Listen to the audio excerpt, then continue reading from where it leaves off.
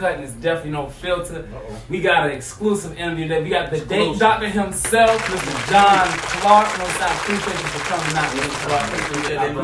Yes, sir. Yes, so like I say, this is a different interview. We're switching it up. Like I say, we're gonna bring y'all philanthropists. We're gonna be people out there doing things for the community. We got authors. We got people out there just trying to do some of everything as far as the entrepreneur endeavors. So, Mr. Clark, if you want to talk to the people a little bit about your book that you got out right now. Okay. What's going on, everybody? Like they said, it's John the Date Dr. Clark. I'm a marriage and family therapist here in the Raleigh, North Carolina area. I've been catering to couples and individuals going on about 6.5, 7+ years, and I enjoy every minute of it. But this book right here, like the caption said in the beginning, raw and uncut. It needs no description. How to understand a woman, but from a man's viewpoint. Now I'm a backtrack on this case. Somebody got sprint and you lost all your balls. You ain't hit. Right. You know what I'm saying? Right. You gotta get it right. Yes, sir. When the average person hears about this book, they assume that because I'm a black man, that I'm here to bash someone of the opposite sex. That's not entail what I'm doing in this book. This book is empowering. It's educating. It's actually educating the average man on to understand his woman, the person that he has chosen to spend the rest of his life with, the person he chose to call his friend, his best friend, his lover, his ride or die, his right hand or his left hand if he's ambidextrous. But at the end of the day, this book is designed to be helpful to those that are choosing to date, that are choosing to stay married, that are choosing to live a better life with their woman or their partner or their significant other. So by no way, shape, or form is this book doing any bashing. Feel free to support it. Okay. Now I see right there in the title it says, it's right there in red, a man's viewpoint. That's it. Have you caught in a lot of slack from your viewpoint in the book? Does it seem like it's one-sided? Have you got that from the sisters out there? I get a lot of one-sided opinions based on those who have chosen not to read the book. Okay. But the moment they read the book, it's never one-sided. Okay. But of course, I get it. The average person, when they think that, what does a guy know about a woman? He's never lived as a woman. He's only a man. I get the same backlash each and every time. I don't get offended by it because I expect it. So whenever I get a little backlash about it from a woman, I say, hey, I'll tell you what, free of charge. Not for everybody now, because I don't want everybody to get right. Not for everybody. You know how we do sometimes. Know how we do sometimes as a race. Yes, when sir. we hear that, let me get that. But no, I usually say, you know what? Read this, get back to me in about 4 to 6 days, and let's have a sit down conversation. Let me know what you think. But yeah, so I get backlash all the time about it. Quick question. So, and one of you meeting the women and you saying, hey, read this book. Yeah. They see the book. What kind of feedback they give you when you first what- write it? what's I the know they feedback? say something. What's the I know they say something off back and then you read it. The first thing I usually get is nonverbal feedback. I get this thing right here. I get that look. I get what you know about it. Give me I don't have folks that snatch the book from me. I don't have folks give me attitude. Right. I have folks that'll read it and then they apologize for me after the back. But primarily, I get a lot of folks that actually read this book, and it's been known to be very helpful towards their marriage. It's been known to be very helpful towards their friendship. It's been known to be very helpful because this book is very self-help driven. I have a lot of activities that are inclusive in it. So like I said before, it's not any type of bashing, but it is uncut. It is raw. It is exclusive. I do keep it real inside this book. I do a lot of scenarios type things. And a little bonus that's in the book, it talks about the 7 different types of women that I discuss in this type of book. So it goes down to the nitty-gritty. Not giving away too much, like just what's different types of women? Like I say, because I know they got like different ranks. What's the 7 different types of women? Well, I'm not gonna give you all 7 because Just give you a sample. If y'all want on 7, you're gonna have to buy it. But what I'm gonna do is I'm gonna give you a couple of them. But I've given each woman her own name. Okay. So you do have like the independent type. I tend to call her Isabella. You do have the very controlling type, which I call her Consuelo. So I do have one that's very insecure, very down and out, very low self-esteem. So I know her name is more so like inconspicuous. So I've given each type of woman their own particular name. But as you understand her name, they kind of sound like, dang, here you go being negative again. Right. But as you read the book, I talk about why she is this way. I talk about, is she ready to get back out on the dating market? I talk about when she's ready, this is possibly the type of person that she needs to more so take heed of. So it's not doing any bashing, but it's in definitely keeping it real with the type of woman this woman is. So but then again, it's from a man's viewpoint. Of course, that's just kind of how it is. So with your 7 ways of a woman, each one is a storyline as itself? Each one has a storyline. And to keep it real, I mean, when you think about when I thoroughly explain like all 7 characteristics, all 7 types, you're gonna have some of those characteristics that are gonna be more similar to another one. It's gonna be hard to say she is that ideal controller consuelo because she may have some features of someone that's just super independent. Okay. So you're gonna have some similar characteristics. I don't care who you are. No one's perfect. But the more you read about the specific type, you're gonna see her lifestyle. You're gonna see why she's popular that way. You're gonna see how many times has she been hurt. You're gonna see if she's a super dominant type. You're gonna see why she struggles in asking for help. You're gonna see why she bashes every other man that comes in her corner. Mm-hmm. You're gonna see why she rather swing first before giving you a hug.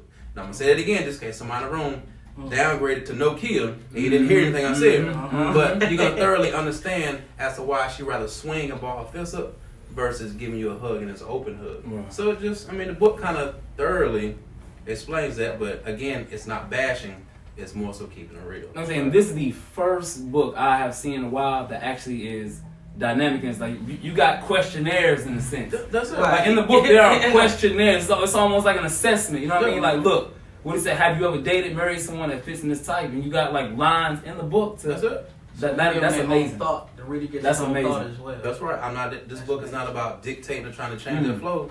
It's more so self-help. It gives you an opportunity to write down stuff. Now, of course, a lot of folks think, oh, God, here he go trying to be another Steve Harvey. But no. I mean, at the end of the day, this book is more self-help, and it's very goal-driven. It's just like Steve Harvey in a nutshell because he's keeping it real with people. And in my book, I'm actually trying to help. I'm trying to provide feedback. I'm letting you know the type of person that she is and why she's this way.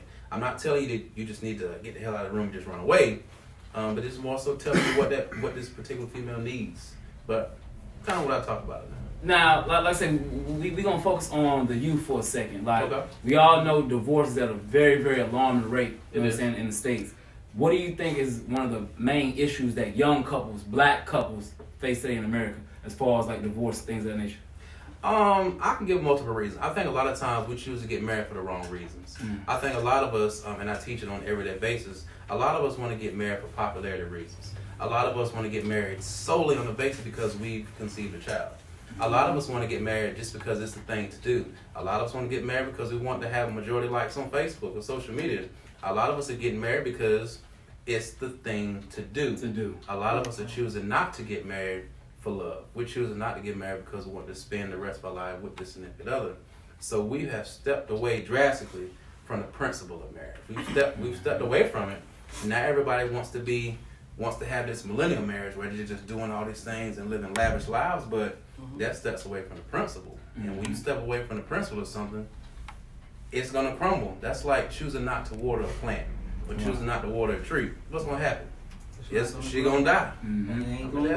That's just what it is. And like, the divorce rate is exceptionally high right now. Well, to be honest, it's supposed to be. When you don't take care of your principles, things will crumble.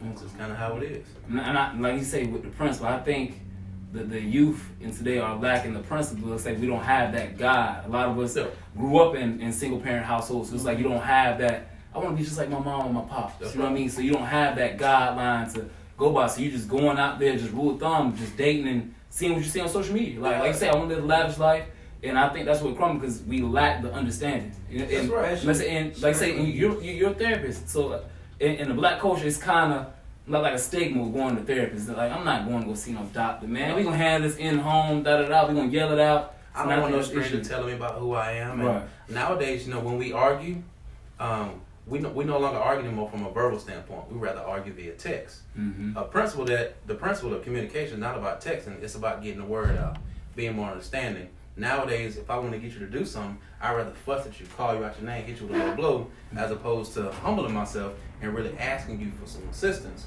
Because when I come at you with an attitude, you're not gonna be mindful of what my issue is. You're gonna be more mindful about my tone. You're gonna be more mindful about why this nigga got an attitude, why he's coming at this way, and you're gonna be more mindful about whether or not you should swing at me or not, as opposed to trying to help me figure out the issue, which is the next step on separating, which is the next step on whether or not I'm going to sleep on the bed or sleep on the couch, which is the next step on whether or not I should go move and stay with my aunt and uncle, which is the next step if I should go down to the clerk of court's office and file for separation, in which in this state you got to do it for a year or at least 364 days before it's official, which is the next step on changing your relationship status on Facebook. So that just means our principles are not You just intact. said about 90% of people right I mean, there. just stop arguing via text. Argue, have a deep discussion in person. Change your tone. That's all we got to do, but we choose not to do that. Indeed. Indeed. I mean, anybody can go down to the clerk of court and get married. Mm-hmm. I mean, it costs less than $100, but not everybody can stay married. But I mean, Well, like I say, end of the day. just me seeing, I think more so people are doing, like say, for the show. I mean, I want to have this big, you know what I'm saying, wedding, everything. I want the cake, I want the sparkles and everything. Yeah.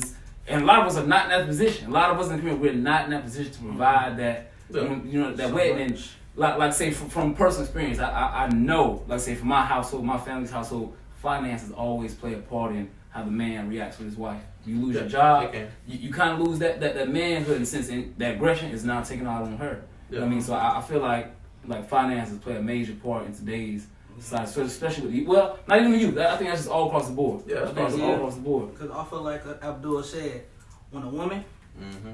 she gets the same energy, so she got how much that money, she got to take over the money. He looking like, That's it. man, she doing everything, and I ain't doing nothing, and stuff ain't working for him, so That's, definitely get what you're saying. that's going to touch his spirit. Good view. Because I think a lot of us, we're raised on principles, we're raised on morals, we're raised on a man being able to do this, and we're raised on that a woman should be able to do this.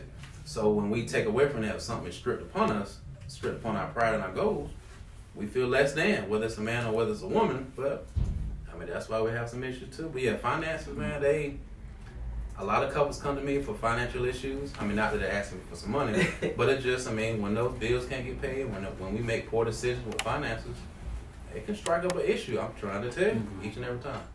And how do you view like the dating scene, like leading up to the marriage? Do you think like are there any tips like not even just for the males, for the sisters as well, on how to like say just make that initial contact? Some people meet them at the club. Like I say, is there a right way, a wrong way to engage that dating scenario to lead up to the marriage? Yeah. One thing I just added to my service at the office is that I teach my couples how to understand the definition of dating. When you look at the definition of dating via Google, it might say go out to dinner and come back or maybe go to a movie. But I ask each individual in my office, what's your definition? What's your preference on dating? What do you like to do? And then I ask the other person, what's your definition of dating? What do you like to do? And then I teach them how to bring them together. What is that doing? That's individualized different things, and then we try to compromise to bring together. Mm-hmm. When two like-minded share good things, that's how they date. Dating is not just going out and spending $50, $60 at Applebee's. They got 2 for $20 nowadays. Right. That's another conversation. That's 2 for $20. But the main thing is dating is knowing your likes, knowing your dislikes, knowing his or her dislikes, and being able to combine those and keeping it consistent. A lot of times we feel as though that as soon as we put the ring on it, that we're no longer obligated to date. We are obligated to still date because we're slowly still getting to know each other. But a lot of issues I see is that we stop. We get complacent, we get comfortable, we stop dating, we start arguing a heck of a lot more, we get lazy, we get comfortable, and we stop doing everything possible that kind of keeps us together. But I'm not saying that Monday through Monday, you guys got to be doing something, you got to be focused on keeping that spark, because that's only in cartoons and that's only after 3 commercials. My thing is keep it consistent. Constantly be showing your partner that you love them in the way that they prefer. You know, sometimes as men, we're taught that the way we love women is that we should just shower them with gifts, go out, do things, open the doors, give them flowers. But what if you're dealing with a woman that wasn't raised like that? Right. What if you're dealing with a woman that doesn't prefer that? As a man, what do we sometimes do? We think, well, how dare you knock me away from loving that way, because that's how I was taught. But that's not what she prefers. But I mean, that's just a little bonus on what I see a lot in couples. But that's how you date. Do you see more older couples or young couples like coming to you for guidance and counseling? I've seen couples as young as 23 up to couples as more wise as 65. So in couples, they don't discriminate when they look me up. Are the problems similar, or is it like a different scale of problem from the youth to the older? Problems are very similar. At the end of the day, the reason why they are similar is because we're human. You got a pulse, which means you're still inclined to have issues. I think sometimes the older we become, the more we kind of get into that stuck in our ways mentality. Versus sometimes when we're younger, the stuck in the ways is more from a prideful standpoint. But I mean, it just varies. I mean, no matter the age, we all have issues.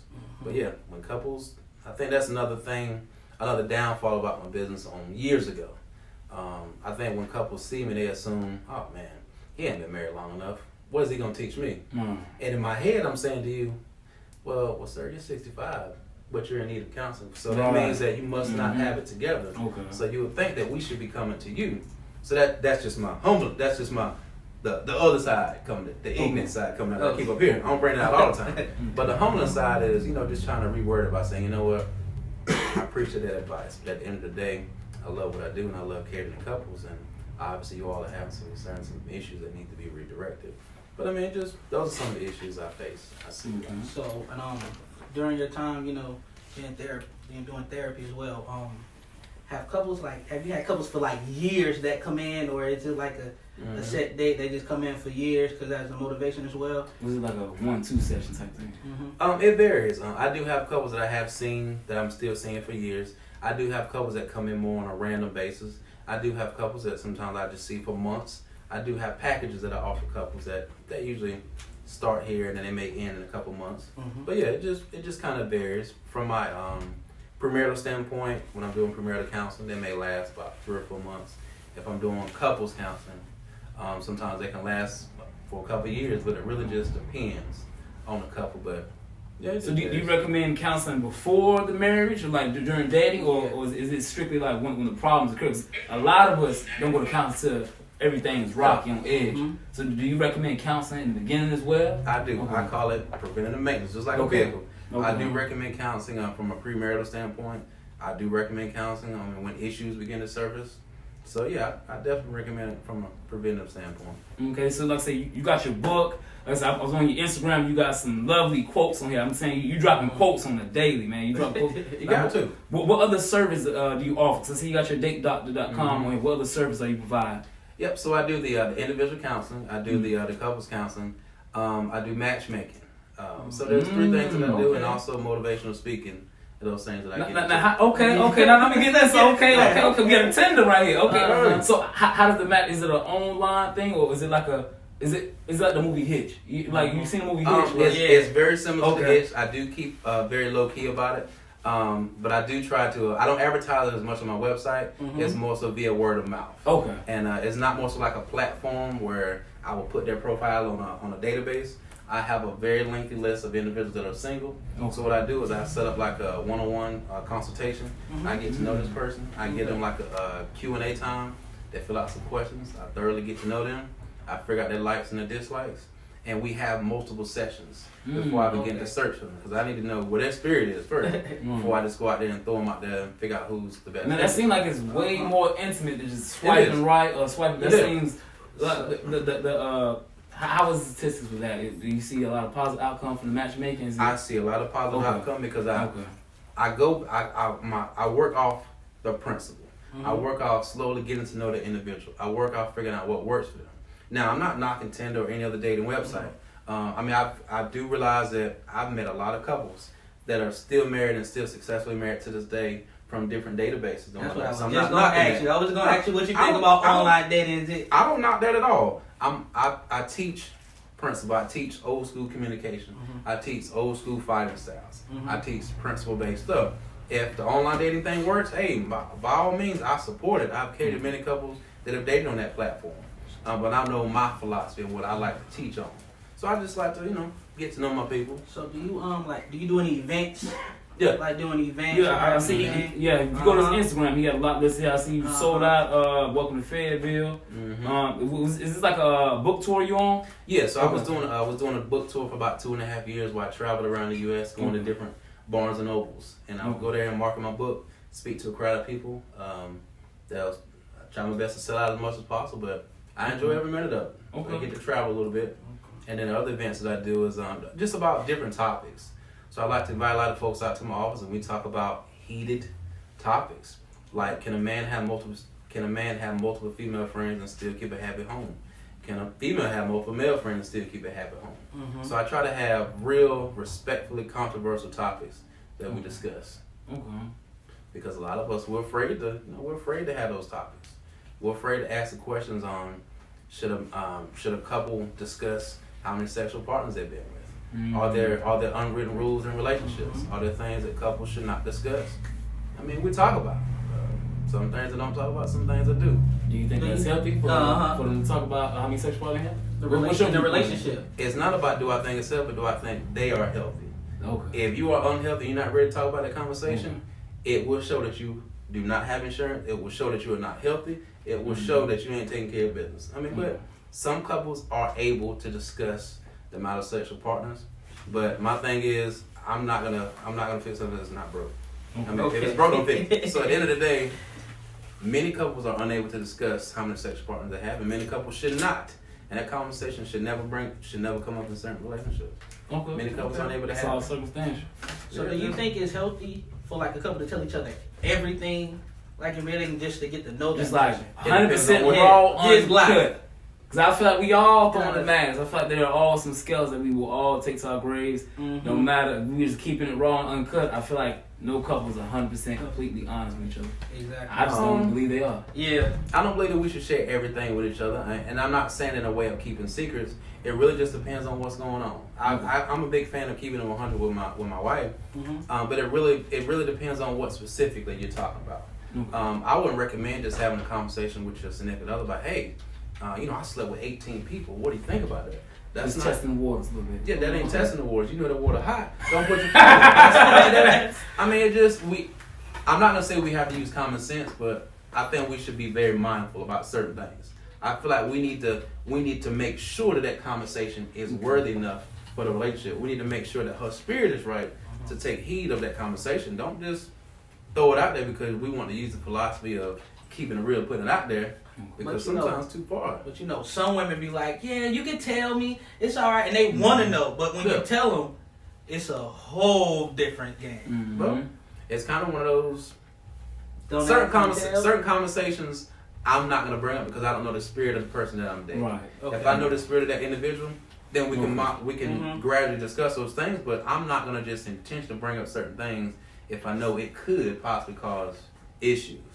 But I mean, I'm a big fan of keeping it 100 with everybody we're dating. But yeah, that's my take on that. Okay, now as far as like I've heard you mention her spirit's right. Do you feel like religion plays a big part in the relationship, keeping it healthy? Or is that circumstantial as well? Now, sometimes when I use the word spirit, that's just my urban side coming out about saying her mind is right or her heart is right. Okay. But I do feel like religion and spirituality is very important in relationships. I'm not saying that a relationship or a marriage can't be successful without it. I'm just saying in general that it is very important to include it. Yes, sir. Okay, so is this your first book that you have out? Or is this? That's my third. This is your third one. Okay. Yeah. Okay. So what's up next? Let's say you got How to Understand a Woman from a Man's Viewpoint. What's next after this? There a tour date or? I know I was on tour with that about 2.5 years. The next thing is just marketing and showcasing much more often. I'm gonna bring her to women's empowerment to see if the world is ready for her. That's a big event. That's a big event. Yeah, that's okay. I wish you well with that. That's a big event. I'm gonna get some backlash, but hey. I know that's right. You ready for it? Take a punch. Did you gonna do any events to where you read the book out loud to people? Like a sip and paint? I can. I need to. I can see it like a sip and paint type. Yeah, I think the women, not only the women, but the males respond very well to that. Especially in those like dating environments, like what is it, speed dating? I think that'll correlate very well with that. Are we ready for speed dating? I think sometimes in our culture, we kind of frown upon speed dating. I mean, I have an issue with it, but I don't think it's our norm. I don't think it's our norm to do so, but not to frown upon it. But I mean, as a culture, are we ready for speed dating? Okay. I think we more so enjoy the going out, introducing the club scene, the event scene, and random walk in aisles and food line type scene. But it's just, I think sometimes as a culture, we don't like the super structured scene of the dating. We don't want it to be too planned. We kind of want it to be, hey, you see that girl, type stuff. We just kind of want things to be real, let it flow. Okay. So I think that's a lot of times why we may not enjoy the speed dating aspect of things, especially because it's going to be time. So in this book right here, when you first thought of it, what was your first thought? Like, how did you even come up with the book idea? And how long did it take you to correlate the whole book? Can I curse? Yeah. This raw, it's uncut, it's judgmental. I'm making sure. I mean, because the way y'all been talking, I was like, dang, do I need to bring out my encyclopedia? Hey, you's around, we be in here smoking. Hey, we civilized you. Okay, cool. First time I say the question again. Say the question. So, you made me forget the question. Okay, so look. it's like, what was your thought process? Like, how did you come up to correlate the book as a whole, and how long did it take you to, get the finished product for it? Well, the first thing that came to my mind when I first discovered I wanted to do this book, I was like, "Hey, I'm about to turn some heads with this book." Then I'm like, "Damn, I could lose my marriage. Well, damn, women, I could lose my father. Well, damn, women just could be seeing me in public and just be throwing shit at me." Right. But then I said, I definitely got to put a twist to it. But yeah, this book, man, it took me about 7 months to complete. Okay. It took me losing a lot of sleep. It took my wife saying, "Damn, Hard before work, you come to bed." dedication. Right. Hard It work, took me dedication. doing a lot of interviews. It took me doing a lot of videos of just asking random women different questions. And my questions were very random about certain things. I got to understand different types of women. And the reason why I narrowed it down to 7, because I started to recognize a pattern after 8 or 9 different types of women that I may have been discussing different things to. So I just decided to kind of formulate it all down to 5. Then I said, well, I could use 2 more. But yeah, that's how I more so did it, and just kind of kept it rolling, man. But I definitely wanted to add a man's viewpoint up there just for my safety and my security. Right. But yeah, man, it took me about 7 months, man, to just finish writing it. And how did you feel when you got done with it? You got done with it? Shut it. I said, you know what, man, I'm done. And a lot of times when you see like jokes and stuff on social media about how to understand a woman, it's always a book that's just never ending. But all it is characteristics, man. All it is just stories. But this book specifically talks about the several types. It talks about the why.